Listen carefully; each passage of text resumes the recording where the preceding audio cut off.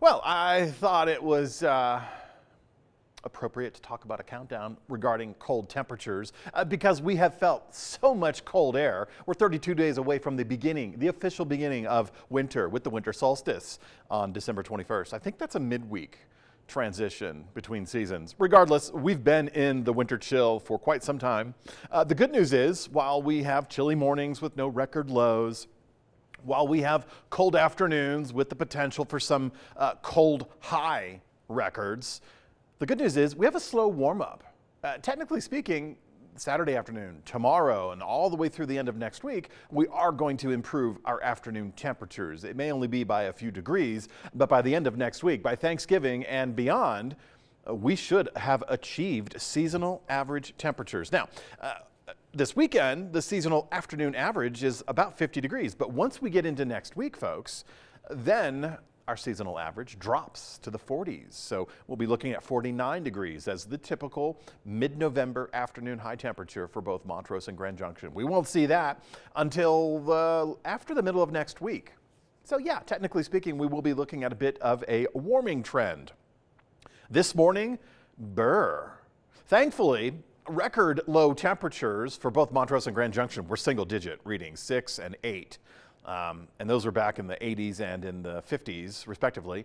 Thankfully, this morning we were in the teens, so there was never really a threat to get to those record low temperatures.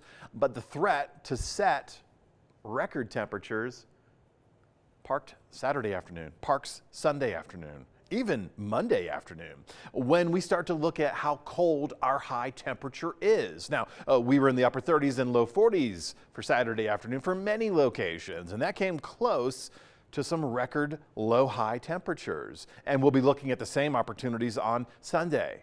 Not so much on Monday, because we do start to pull away from these colder temperatures. Hard to escape these chilly mornings in the 20s. Thankfully, they're not in the teens, but we get to look forward to something. Look at this. This is a subtle warming trend. Remember, starting next week on Monday, 49 is the seasonal average afternoon high temperature. And that is something at least we'll achieve around Thanksgiving. And now this all will hold steady if we have a ridge of high pressure building over the weekend. It's not going to warm us up, but it'll keep us clear and dry. That ridge of high pressure maintains control somewhat of our forecast pattern through next week, pushing storms further to the north. So we have a storm system that was originally slated for Thanksgiving, passing directly through Colorado. Well, with that ridge in place, it's not going to be able to do that. So hence the subtle warm-up. So that's good news for travel around Thanksgiving, at least getting to and from airports via roadways and thoroughfares, because we'll have dry conditions, but I can't guarantee flights, connections elsewhere in the country can be managed and or met.